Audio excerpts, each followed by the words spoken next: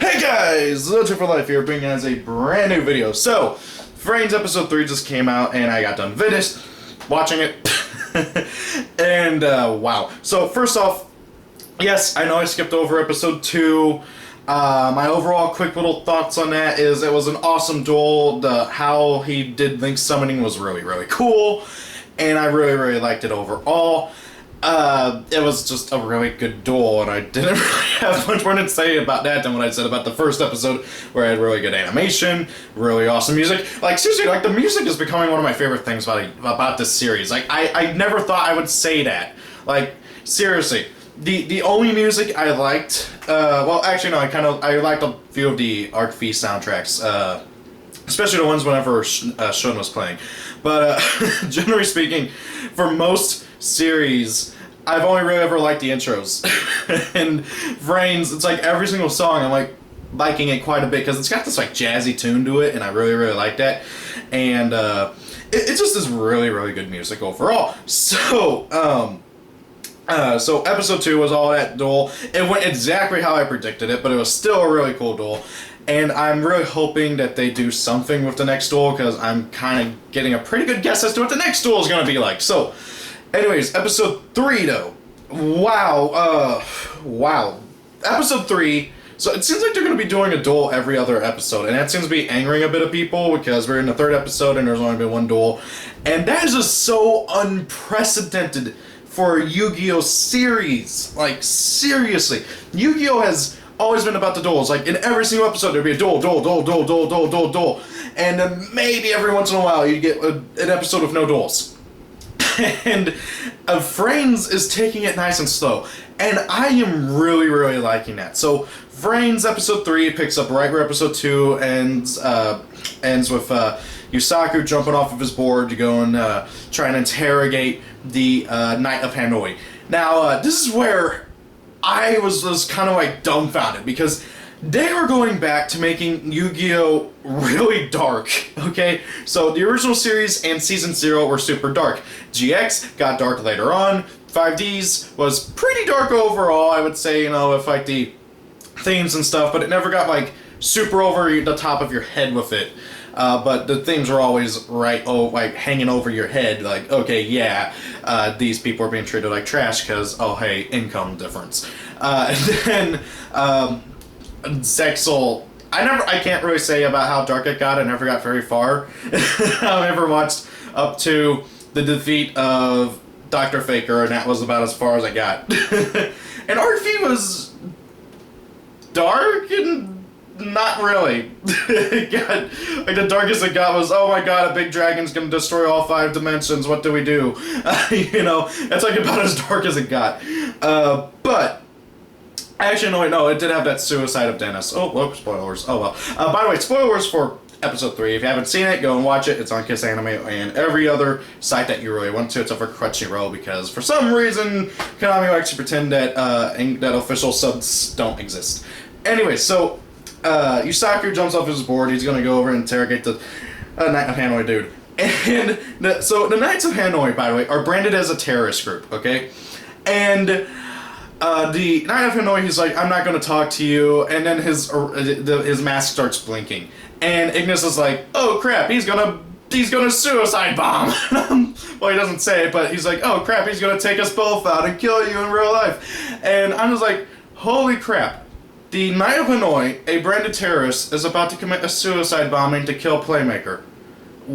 There's a joke to be made here, but I don't want to.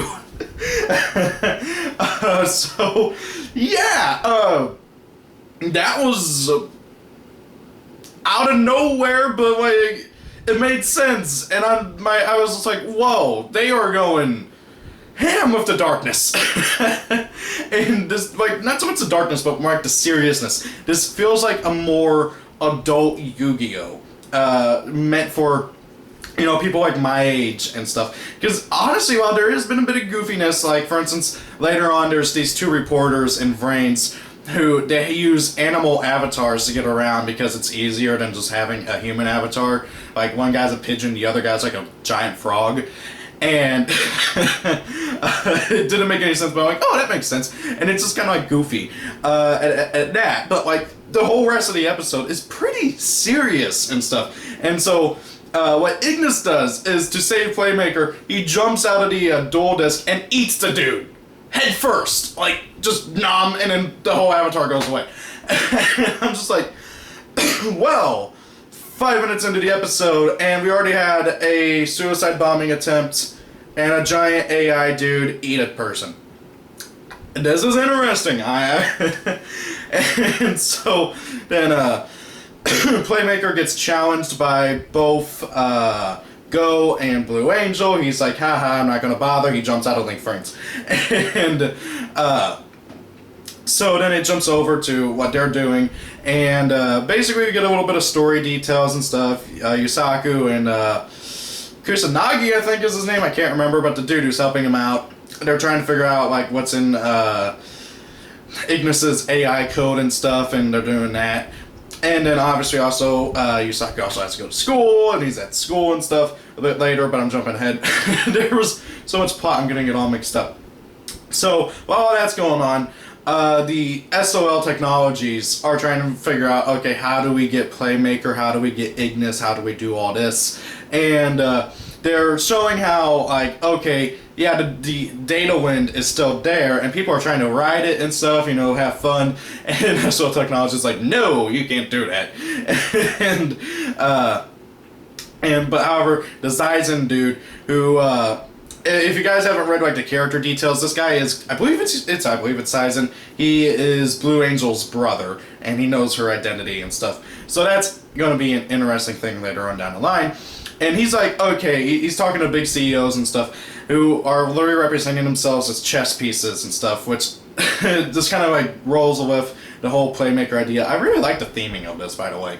And he's just like, hey, let's just let people, let's lessen the security, let's lessen all that, so that then the Knights of Hanoi and Playmaker can battle it out, and then we can kill two birds with one stone. We can take care of the Knights of Hanoi, and we can capture Playmaker. And they're like, okay, yeah, sure, do whatever, just make sure everything goes smoothly. And so while that's all going on, he then decides to go around and start trying to get people to help him hunt down Playmaker. He goes to Go, tries to get him to, you know, go and duel Playmaker, because he makes this big offer. He's like, here, I'll give you a duel board so you can ride the wind, and I will be your sponsor if you can beat Playmaker as in SOL Technologies. And Go's like, no, screw you, I don't duel for anybody, I duel for myself. End of story. And that was a pretty cool moment. I'm really kind of liking Go. I want to see more of him in future episodes and stuff. He's a really cool character so far. I really like him from what we've seen of him, but I want to see more of him. And the whole next episode's all dedicated to him, so it's going to be very interesting. And then he also goes to this one lady who, I forget her name, they revealed her name in like a character bio detail thing released in V-Jump. But she's like riding a motorcycle. She looks like an adult Yuzu, and it bothers me. Like, she has the same hair color as Yuzu, and she literally just looks like an adult Yuzu. and I really like that. It just makes me kind of wonder, I wonder if she's at all related or something. Because I would really like to see if Frains ties into Arc V or any of the other series at all. Because, well, Arc V didn't tie into any of the other series, and Zexo kind of tied to the other series, but completely ignored 5Ds and its existence. I would really like to see Frains somehow tie into the others, even if it's just the original series, which they seem to be really hinting towards, because if you watch the intro, you see the Millennium Eye for a split second, which they haven't shown in any Yu-Gi-Oh! Series since GX. And that was only whenever, like, Yu-Gi-Oh! The original series stuff was going on. Which is very intriguing. So he goes to this one girl, and they're talking in the street, by the way. He's in his limo, she's on her motorbike. They're talking while stopped at a red light, which I just thought was hilarious. I was half expecting her to get ran over or honked at or something. But that didn't happen. As soon as they were done talking, it turned green, which was just, I don't know if that's coincidental or if SOL Technology is somehow controlling the stoplights. That'd be interesting if they could do that. And basically he tells her to find out who Playmaker's identity is. Not so much necessarily to duel him, but to at least find out who he is. And so I'm kind of curious to see where her thing is going to go. So then we go back to Yusaku. He's at school. He left Ignis still in his dual disc at at his home. Which, by the way, they have a really weird looking apartment, and I actually completely forgot, but like, actually I should probably go back to this. So the night before he goes to school, they were trying to figure out, they were trying to piece together his memories and stuff, and they find a little bit of his memories. They watch it, and it's like it's a bit of the scene from the beginning of the first episode where we see Revolver attacking Cyverse World and having the cracking dragons destroyed and stuff, and we get to see a little bit of that, and that causes a like weird interference where like the real world and Vrains connect for a split second. And during this time, Yusaku sees Revolver flying around with his dragon, the Link monster, the boss monster, the Varel archetype. Sorry, not Varel, Follett archetype, which I can't remember the boss monster's name, but it's so obviously it because it's the monster from the card art. It's just silhouetted. Where we see him fly over head, clearly looking for Playmaker / Yusaku. So we get to see a bit of that, and then we go to the next day. Whenever Yusaku's at his school, he's bored as all hell, trying to figure out what's going on, how everything's connected. Revolver, Ignis, the Cyverse world. Well, not so much Cyverse world, but Link Vrains. He doesn't know about Cyverse yet, and he's trying to figure out all this and how he knows how to speed duel without having ever done it before, to his knowledge, because he's lost his memories and stuff, and. While this is going on, we get to see a little bit of two things going on, which one of them's very funny, one of them's very serious. Well, actually, no, one of them's very funny, but also very serious. The other is very much serious. So the first thing is Revolver. We get to see a bit of him in real life. Okay, so he's talking to one of his lackeys, and something comes up, and it's like an alert or something. He hops out from Link Vrains and goes into real life. We don't see his face, but we do see a bit of his hair silhouette and stuff. And he's he is clearly loaded, like big time money, because he's like got this huge like whole wall that's a window overlooking the ocean, and he's it's just this really like Hollywood rich people house. Like you see, like it almost looks like Tony Stark's house from Iron Man, and. We never see his face, but he's clearly a little bit older than Yusaku, and he goes over to his father, who's in a medical bed, and he holds his hand and says something along the lines of like how he's going to make sure his father's dreams become real. And I really, really like this, okay? So far, everything we've seen about Revolver makes him out to be this intimidating, evil as all hell, wanting to just cause destruction and kill people kind of guy. But whatever he's doing it for his father, to try and make his father's aspirations real. Now, as whatever his father's aspirations are, I don't know, but I can kind of get what he's going through and wanting to try and appease his father and make whatever dreams his father wanted to do become real, because obviously his father can't do it himself. He's in a medical bed and everything. So that is also very intriguing. Also, I swear to God, Revolver's hair, like, no matter what, if it's in real life or if it's in Vrains, looks very, very similar, like, to Ioma's, like, in terms of color and stuff. I don't know, that just bothers me. I'm like, oh my god, Revolver's actually Ioma. that'd be funny. Oh god. No, Konami, don't do that, please. But in all seriousness, though, it was just something I kind of noticed.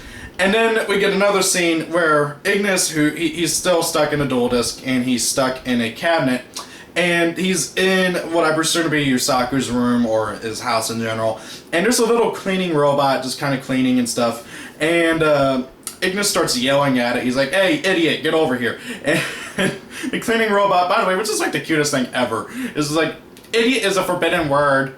And he's like, well, you're an idiot for thinking that's an idiot, for saying that it's a forbidden word.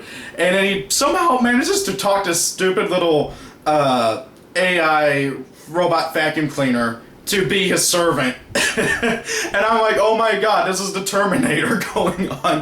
And it seriously kind of worries me. There's a lot of theories going on that Ignis is actually an antagonist. And it wouldn't surprise me one bit, because Ignis has no reason to side with Playmaker other than the sheer fact that he's being held hostage by Playmaker / Yusaku. So, Ignis really being an antagonist somehow would be an incredibly cool twist of events, especially since he can somehow make AI better, and at least that's what he claims to do for the robot vacuum cleaner. He's like, oh hey, yeah, if you free me and become my servant, I will make your AI better and you'll be smarter. And the robot's just like, yeah, sure, I'll do that. And I'm just like, oh my god, this is Skynet. It's freaking Skynet. It's the beginnings of the Terminator. Watch, the final duel is gonna be like Ignis and like Arnold Schwarzenegger form dueling Yusaku, and he's gonna be like playing a Terminator deck. Konami, make it happen, please. That sounds awesome. But in all seriousness, that was just a funny little scene, and also very serious scene because we don't know fully what Ignis is going to be able to do. Like, if he can seriously do that for just one robot, he could do that for everybody's robot, and then it's the robot uprising, which is very scary. Now then, while that's going on, Yusaku, he's just kind of chilling, and he's, you know, going through school life, and the annoying neighbor next to him in class, we've all had that one classmate who's annoying as all hell, won't shut up, and he's just like, hey, have you seen Playmaker? Hey, where'd you do all this? Hey. And the guy's like, oh yeah, I'm just watching over Link Friends. I keep checking it out over and over and over and over to see if Playmaker's gonna show up. And then he checks it out. He's like, oh my god, Knights of Hanoi! Because the Knights of Hanoi have decided to attack again. And as soon as he says Knights of Hanoi, Yusaku just disappears. He runs off because he needs to go and stop them. Now then, just before the Knights of Hanoi show up, the wrestler dude with it's really weird whenever they name people like Go or like, you know, like something that like is analogous to another word, like Go and Go. It's just annoying. Anyway, so Go goes into I was trying to avoid that in particular. Goes into Link Friends, and then right after that the Knights of Hanoi show up, which makes a lot of people think that, oh, he's dressed up as the Knights of Hanoi so that, oh, he can get Yusaku, I had a complete and total brain fart there, Yusaku to duel him and stuff, because he really wants to duel Playmaker so that he can take his right as king of Link Friends. Which that's just funny. So, also, something I forgot to mention. Actually, I'll get to that here in a minute. So, overall, I really like this episode. I know a lot of people are complaining that, oh, it's not another, where's the other duels? We want to see more duels. Okay, I get it. Yu-Gi-Oh! Is all about the duels. But they are trying to do something different and actually tell a good story. Something that I would argue that Yu-Gi-Oh! Hasn't done since 5Ds. And heck, honestly, GX had an okay story. The original series had a pretty good story. 5Ds, I absolutely love its story. Zexal was just kind of overall. And then Arc V had great potential, but had, due to developmental issues and stuff, that sounds very, very bad, but due to issues during development when they were making the series, it just fell flat. So they're really trying to redeem themselves story-wise with Frames, and I like that. Everything about Frames so far, I like. The story, the animation, the music, the characters. There is nothing to hate about Frames so far, except for the very fact that there's very few duels. So far. It's only been 3 episodes, and there's only 1 duel. And it seems like they're going to be maybe doing every other episode have a duel. At the very least, because the next episode seems to be all about a duel between Go and Yusaku. Now then, one thing that I do want to very much mention is that it very much seems like that Revolver and Yusaku are brothers, or related somehow. And the reason being is that we know that Yusaku has a brother, but we don't know who or where he is because there was an accident and Yusaku lost his memories, and his brother disappeared. And something very intriguing was said by Revolver in this episode. Revolver says he does Yusaku's thing, where Yusaku goes, well, he'll list 3 reasons why about something, or 3 things about something. Revolver does the same thing, and it's that can link the two together somehow. I'm guessing they're brothers, or they're very close relatives about something else. That, or maybe they're linked somehow. Maybe they're two sides of the same person, possibly. Kind of like how Yugioh was actually one part of was one part of 4 people who were all one person at one point. Or one demon dragon thing. So it'll be very intriguing to see where to go with that. Now that's all I really got to say about this. I can't wait for the next episode. I'm going to try and do my little discussion every episode, well, every week, whenever a new episode comes out and I get to watch it. But I can't guarantee depending on what's going on. Also, everybody, this will be my last episode. Well, my last video with this camera. Because, as you can see, it's a piece of crap. The lighting on it has terrible lighting, recording. I mean, granted, that's partly my lighting in my room, but like, I can't get it to really look good unless like I do this. I can't really be bent over like this the entire video.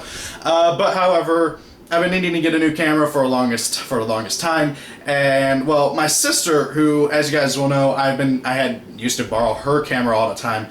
She has offered to sell me her camera for $50, and I'm gonna buy it most likely today. Don't know if it's gonna be today. Hopefully today. I'm gonna buy it from her, and then every other live video for the unless it breaks or I get a better camera, will be recorded of that camera, and the quality will go from like 480p to 1080p, and it will be beautiful. So thank you all for watching. Hope you guys enjoyed the video. Have a great day. What's your thoughts on Frames so far? Are you guys looking forward to the next episode? Are you guys looking forward to me getting a better camera? Because good lord, I need one. Thank you all for watching. Have a great day. If it's your birthday, happy birthday. See you all later. Peace out. Check out my links down below. I got my Discord and stuff down there if you ever want to talk to me. And see you all later. Peace out. Goodbye.